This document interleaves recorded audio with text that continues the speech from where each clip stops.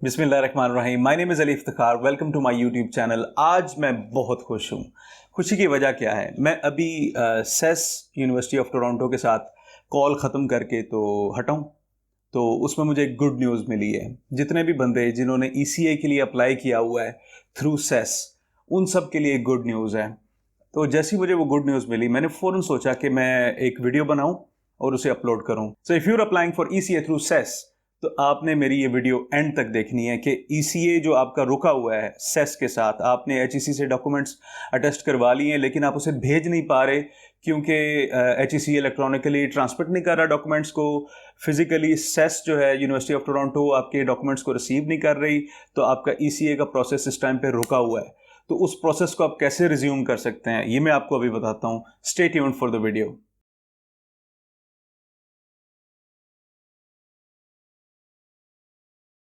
पाकिस्तानी लोग स्पेशली जिन्होंने एचईसी से अपने डॉक्यूमेंट्स अटेस्ट करवा लिए हैं, या जो अभी सोच में पड़े हैं कि यार हम एचईसी के पास जाएं या ना जाएं, कोई फ़ायदा होगा नहीं होगा, हमारा ईसीए कंप्लीट होगा नहीं होगा, सेस हमारे डॉक्यूमेंट्स लेगा, क्या होगा क्या नहीं होगा। सो दे आर कन्फ्यूज्ड। और कई लोगों ने ईसीए का जो प्रोसेस है वो अभी तक स्टार्ट ही नहीं किया, इस वजह से कि कहीं हमारे डॉक्यूमेंट्स जो हैं वो रास्ते में कहीं किसी कोरियर ऑफिस में या किसी एयरपोर्ट पे ना रुके रह जाएं। तो उन सब के लिए इंतहाई खुशखबरी वाली बात है जो मैं आपको अभी बताने लगा हूँ। ये दोनों बंदों के लिए है, दोनों केसेस के लिए है, जो जिनकी एप्लीकेशन इन प्रोग्रेस है सेस के साथ, यूनिवर्सिटी ऑफ टोरंटो के साथ 13 मार्च 2020 से पहले, या अभी 13 मार्च 2020 के बाद से अभी इस टाइम पे जिनकी एप्लीकेशन इन प्रोग्रेस है, क्या उनको कुछ करने की ज़रूरत है, या उन बंदों के लिए जिन्होंने अपना अभी तक प्रोसेस ईसीए का शुरू ही नहीं किया, एजुकेशनल क्रेडेंशियल असेसमेंट का, इस वजह से कि उनके डॉक्यूमेंट्स फिजिकली कोरियर नहीं हो पा रहे ईसीए बॉडी के लिए। सो उन सब के लिए इस वीडियो के अंदर आंसर है। पहले नंबर पे हम बात करेंगे ऐसे लोग जिन्होंने ईसीए के लिए अप्लाई किया हुआ है और जिनकी एप्लीकेशन यूनिवर्सिटी ऑफ टोरंटो के साथ इन इन प्रोग्रेस है। तो वो अपनी एप्लीकेशन के लिए क्या करें। कई लोगों को सेस की तरफ से ईमेल्स आई हैं, वो लोग मेरे से पूछ रहे हैं कि उन ईमेल्स के बदले में हमने क्या करना है।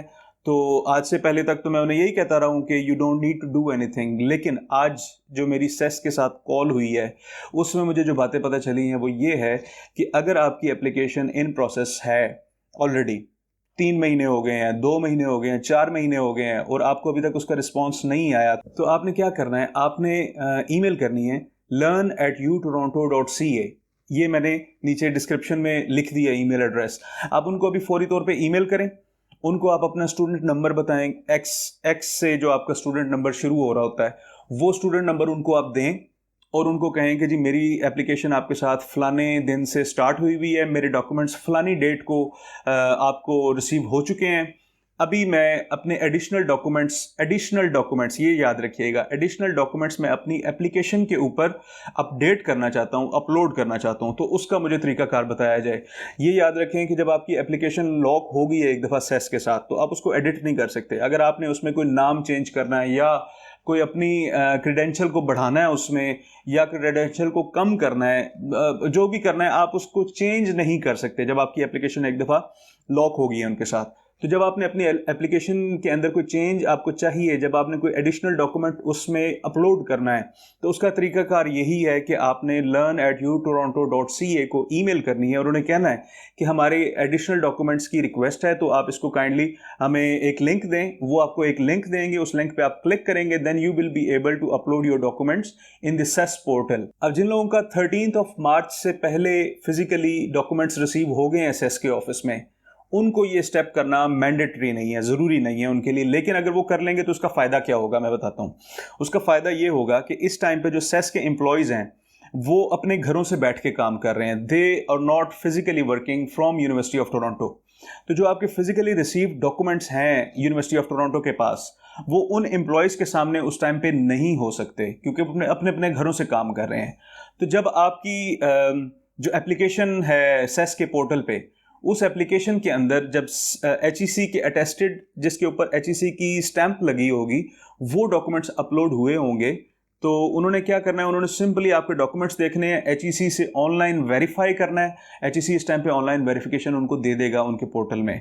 तो जैसे ही उनके पास आ जाएगी एचईसी की वेरिफिकेशन, तो आपका प्रोसेस वो आगे ले चलेंगे।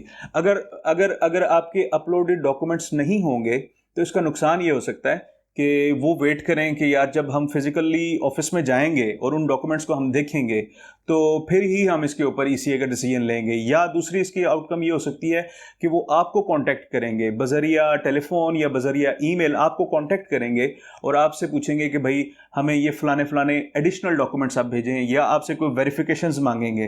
तो इन सब का तोड़ हो जाएगा जब आप उनको खुद अपने एचईसी के जो स्टैम्प्ड डॉक्यूमेंट्स हैं वो जब आप अपलोड करेंगे सेस के पोर्टल में। ये बात हो गई जो 13 मार्च से पहले जिनके डॉक्यूमेंट्स सेस को रिसीव हुए थे। अब हम बात करते हैं उन लोगों की जिनकी एप्लीकेशन इन प्रोग्रेस है और उनके डॉक्यूमेंट्स सेस के पास 13 मार्च 2020 के बाद पहुंचे हैं। वो क्या करें? उनके लिए ज़रूरी है कि उनके लिए ये ज़रूरी स्टेप है। जो 13 मार्च से पहले वाले लोग हैं उनके लिए ये ज़रूरी स्टेप नहीं था जो मैंने बताया है। 13 मार्च के बाद जिनके डॉक्यूमेंट्स गए हैं उनके लिए ये ज़रूरी है कि वो learn@utoronto.ca को ईमेल करें।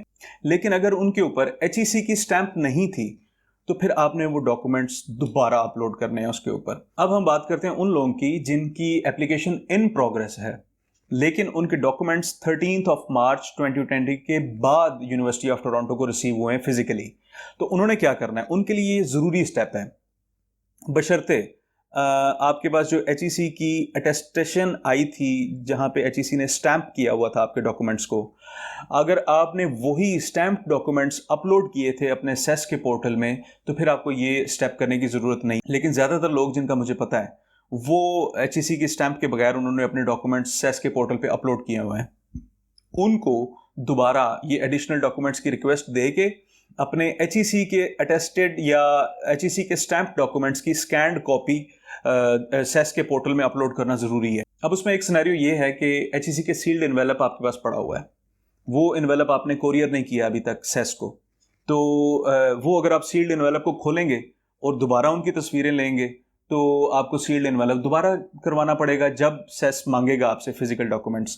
तो उसका तरीक़ाकार यही है कि आप तस्वीर ढूंढें, वो तस्वीर ढूंढें जो आपने उस डॉक्यूमेंट की खींची थी। और अगर आपने उस डॉक्यूमेंट की तस्वीर नहीं खींची थी तो फिर मेरा मशवरा है कि आप इस सील्ड एनवेलप को खोलें, इसकी तस्वीर लेके या इसको स्कैन करें और एचईसी को दोबारा अपने डॉक्यूमेंट्स भेजें सील करवाने के लिए, उनसे दोबारा सील करवा के अपने पास रखें। अच्छा, अब आपने एचईसी के जो अटेस्टेड या एचईसी की जो स्टैम्प डॉक्यूमेंट्स हैं वो आपने इस तरीके से learn@utoronto.ca को ईमेल करके एडिशनल डॉक्यूमेंट्स की रिक्वेस्ट दे के अपने डॉक्यूमेंट्स को आपने सेस के पोर्टल में अपलोड कर देना है। ठीक हो गया? ये बात हो गई जो इन प्रोग्रेस एप्लीकेंट्स हैं जिनके 13 मार्च से पहले डॉक्यूमेंट्स गए या 13 मार्च के बाद डॉक्यूमेंट्स गए। अच्छा, दूसरा सिनेरियो उन लोगों का है जिन्होंने अभी अपना ईसीए का प्रोसेस शुरू ही नहीं किया, जिनकी सेस के पोर्टल पे एप्लीकेशन सबमिट नहीं हुई अभी तक। तो वो तो उसको एडिट कर सकते हैं, राइट? उनको इस ईमेल एड्रेस के ऊपर ईमेल करके एडिशनल डॉक्यूमेंट्स भेजने की ज़रूरत नहीं है। वो खुद अपने पोर्टल के अंदर जाएं और वहाँ पे एचईसी के अटेस्टेड या एचईसी के स्टैम्प्ड जो डॉक्यूमेंट्स हैं उन डॉक्यूमेंट्स की scanned copy front end back, बेशक आपके डॉक्यूमेंट की बैक बेशक वो खाली भी है, ब्लैंक है, आपने फिर भी उसको अपलोड करना है। अब वो वहाँ पे जब सेस के पोर्टल में आप जाते हैं, ये मैं एडिशनल पॉइंट बता रहा हूँ, not related to the topic, जब आप सेस के पोर्टल में जाते हैं वहाँ पे सिर्फ एक पिक्चर अपलोड करने की गुंजाइश होती है। अब आपने फ्रंट एंड बैक दोनों चीज़ें करनी है तो वो आप कैसे करेंगे? हर बंदे के जहन में ये सवाल आता है कि एक पिक्चर का ऑप्शन है तो वहाँ पे हम दो पिक्चर्स कैसे करें? तो आपने क्या करना है, अपनी दोनों तस्वीरों को लेना है, पेंट के अंदर जाना है, पेंट में उन दोनों तस्वीरों को इकट्ठा मर्ज कर देना है, या आप अपने मोबाइल से उनका एक वो क्या कहते हैं उसे कोलैज बना लेना है एक, या फिर आप उसका एक पीडीएफ डॉक्यूमेंट बना लें जिसमें आपका फ्रंट डॉक्यूमेंट की और डॉक्यूमेंट की बैक दोनों तस्वीरें एक ही फाइल के अंदर हों। वो फाइल आपने अपलोड कर देनी है सेस के पोर्टल में। अच्छा, अगर जिन लोगों ने सेस एचईसी की तरफ से अटेस्टेशन करवा के अपने पास मंगवा लिया लेकिन सील्ड एनवेलप में है, अब उनके पास स्कैन्ड उसकी कॉपी नहीं है, स्कैन्ड कॉपी या अपने मोबाइल कैमरे से एक अच्छी ली गई तस्वीर नहीं है, तो फिर उनको अगेन अपना एनवेलप खोलना पड़ेगा, उसमें से स्कैन उसको करना पड़ेगा डॉक्यूमेंट्स को, और फिर उन डॉक्यूमेंट्स को दोबारा एचईसी को भिजवाना पड़ेगा बजरिया कोरियर। ये भी मैं बता दूं आपको तरीका। आपने अपने डॉक्यूमेंट्स को लेके जाना है टीसीएस के ऑफिस में। उनको आपने कहना है कि हमारे जो एचईसी से सील्ड होके एनवेलप आया था वो ख़राब हो गया है, तो उसको हमने दोबारा सील करवाना है। तो वो आपसे कोरियर के जो चार्जेस हैं नॉमिनल से वो आपसे लेंगे। उनका बंदा टीसीएस का बंदा जाएगा एचईसी के R&I के ऑफिस में और वहाँ से उन डॉक्यूमेंट्स को सील करवा के वापस आपके पास ले आएगा। उसके लिए मैंने एक वीडियो अपलोड की हुई है, HEC documents procedure, how to attest your degrees from HEC through courier service. आप वो वीडियो देख लें, उसमें आपको कंप्लीट प्रोसेस पता लग जाएगा। अब हमने ये डिस्कस कर लिया है कि जो बंदे जिनकी एप्लीकेशन इन प्रोग्रेस है विद यूनिवर्सिटी ऑफ टोरंटो, ये बहुत बड़ी न्यूज़ है। मैं अपने कई दोस्तों को जानता हूँ जो कोविड-19 के लॉकडाउन की सिचुएशन की वजह से, इस डर की वजह से कि हमारे डॉक्यूमेंट्स रास्ते में कहीं रुके ना रह जाएं, वो अपने डॉक्यूमेंट्स नहीं भेज रहे यूनिवर्सिटी ऑफ टोरंटो को।